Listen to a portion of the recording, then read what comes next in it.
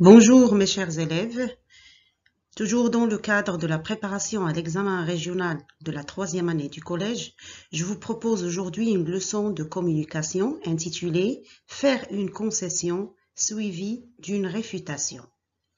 Alors les objectifs de la leçon d'aujourd'hui, premièrement, c'est de comprendre comment raisonner à partir d'une concession suivie d'une réfutation. Deuxième objectif, c'est de s'approprier les moyens linguistiques, c'est-à-dire les expressions et les outils qui vont vous permettre de concéder, c'est-à-dire de faire une concession suivie d'une réfutation dans différentes situations. Suivez avec moi les étapes de la leçon. Observez avec moi la situation suivante maintenant. À la pharmacie, une cliente veut acheter un médicament sans ordonnance du médecin. Alors nous allons voir maintenant la parole du pharmacien. C'est vrai, ce médicament est efficace pour soigner la chute des cheveux, mais il ne faut pas négliger ses effets secondaires. Il peut vous causer une allergie ou des maux de tête. Il vaut mieux consulter votre médecin traitant. Alors commençons tout d'abord par définir les paramètres situationnels de cet énoncé. L'énoncé, on veut dire par énoncé la parole dite par le personnage qui parle dans cette situation. Alors pour définir les paramètres situationnels de cet énoncé, nous allons commencer par répondre premièrement à la question qui parle ici. Alors qui parle? C'est le pharmacien. À qui parle-t-il? À une cliente. À propos de quoi parle-t-il? À propos d'un médicament. Où sont-ils? Ils sont à la pharmacie. Que veut acheter la cliente? Elle veut acheter un médicament pour lutter contre la chute de cheveux. Alors jusqu'à maintenant, on a défini les paramètres situationnels concernant l'énoncé du personnage qui est ici le pharmacien. Intéressons-nous maintenant à la parole ou bien à l'énoncé du pharmacien. Nous allons essayer d'analyser son énoncé. Alors c'est vrai, ce médicament est efficace pour soigner la chute des cheveux, mais il ne faut pas négliger ses effets secondaires. Il peut vous causer une allergie ou des maux de tête. Il vaut mieux consulter votre médecin traitant. Maintenant, de combien de parties se compose cet énoncé? Alors, cet énoncé se compose de deux parties. La première partie qu'on appelle la concession. Ça veut dire quoi concession? C'est-à-dire, c'est la partie de l'accord. C'est la partie où le locuteur accepte, admet, où il est en accord avec son interlocuteur. La deuxième partie, c'est la partie de la réfutation qu'on appelle aussi la partie de l'opposition. Alors, essayons maintenant de relever la première partie de la concession à partir de l'énoncé. Alors, la partie de la concession, c'est « ce médicament est efficace pour soigner la chute de cheveux ». Alors, le locuteur est d'accord avec son interlocuteur sur ce point. Quelle est l'expression qu'il a utilisée pour marquer son accord? Eh bien, il a utilisé l'expression « c'est vrai ». Intéressons-nous maintenant à la deuxième partie de la réfutation. Alors, la deuxième partie, pour la relever ici de l'énoncé, il s'agit de la phrase « Il ne faut pas négliger ses effets secondaires ». Et bien sûr, pour appuyer son point de vue, il a donné des exemples. Des exemples comme une allergie ou bien des maux de tête. Quelle est l'expression que ce locuteur a utilisée pour exprimer l'opposition ici ou bien la réfutation? Eh bien, il a utilisé l'expression « mais ».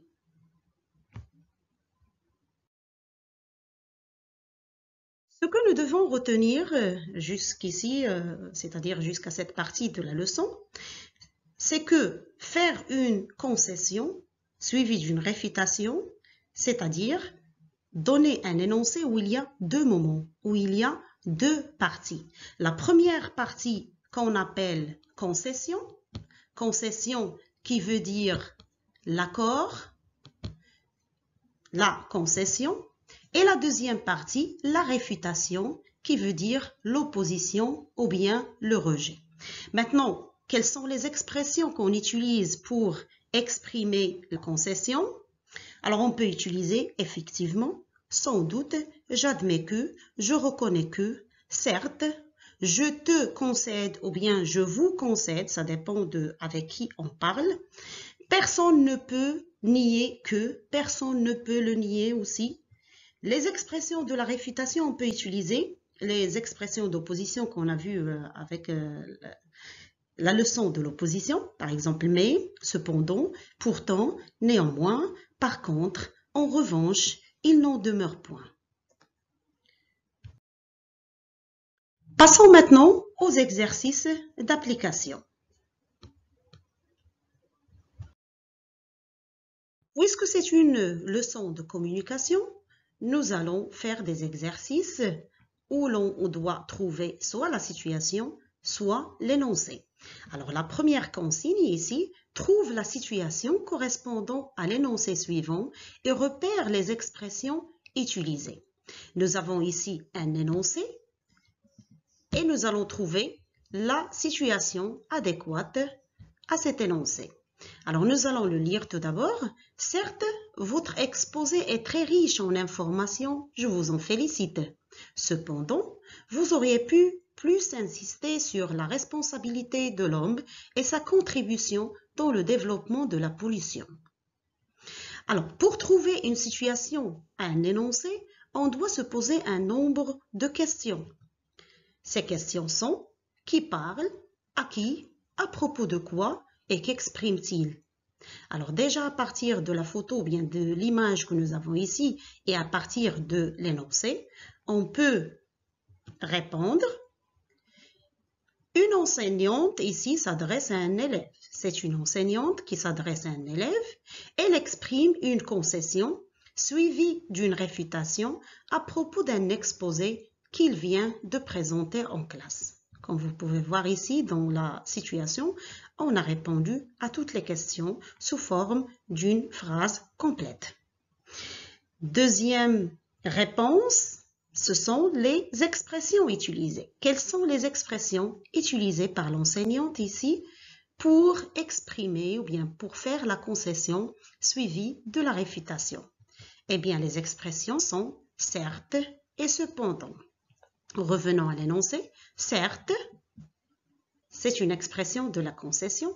Votre exposé est très riche en informations, je vous en félicite. Cependant, là commence la réfutation avec l'expression cependant.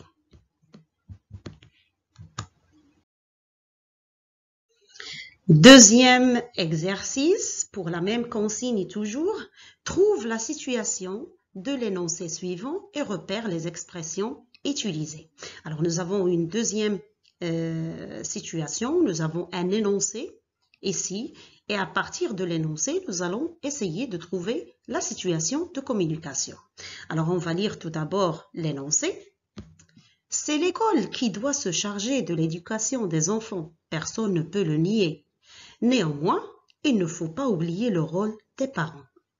Alors, à partir maintenant de la photo que nous avons et à partir de l'énoncé, essayons maintenant de trouver la situation de communication tout en répondant aux questions qu'on a vues maintenant. Qui parle, à qui, à propos de quoi et qu'exprime-t-il? Bien, alors en guise de réponse, on peut dire lors d'une interview télévisée, le directeur d'une école fait une concession suivie d'une réfutation au sujet du rôle de l'école dans l'éducation des enfants. Quelles sont maintenant les expressions utilisées dans cet énoncé, les expressions utilisées par ce directeur d'école par exemple? Alors, on va dire, il a utilisé les expressions « personne ne peut le nier » et « néanmoins ». Revenons à l'énoncé pour voir ça. Alors, c'est l'école qui doit se charger de l'éducation des enfants. Personne ne peut le nier. Alors là, c'est une expression pour concéder. Néanmoins, c'est l'expression de la réfutation. Néanmoins, il ne faut pas oublier le rôle des parents. Passons maintenant à un exercice inverse. Alors maintenant, au lieu de trouver la situation de communication, un énoncé, nous allons maintenant trouver l'énoncé qui correspond à la situation de communication. Alors la consigne est la suivante, trouve l'énoncé correspondant à la situation de communication suivante. Alors nous allons commencer par lire d'abord la situation de communication. Lors d'un débat en classe, un élève exprime son point de vue sur l'usage d'Internet par les élèves en faisant une concession suivie d'une réfutation. Alors déjà, dans la situation de communication, nous avons tous les paramètres qui vont nous guider pour avoir l'énoncé. Alors, qui parle? Si on répond à la question qui parle, il s'agit là d'un élève. Où est-il? Il est en classe. Quand? C'est lors d'un débat.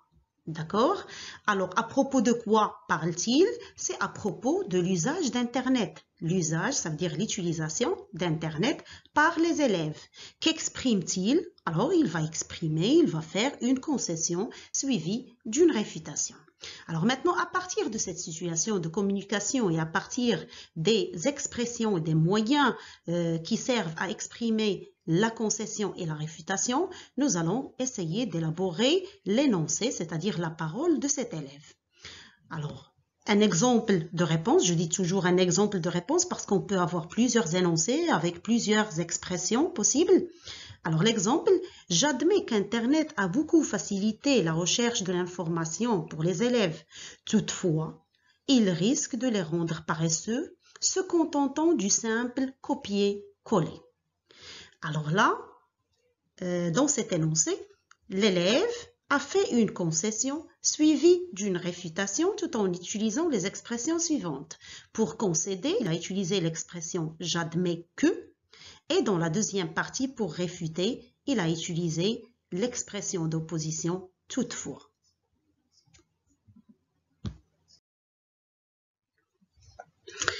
La même consigne toujours avec une nouvelle situation.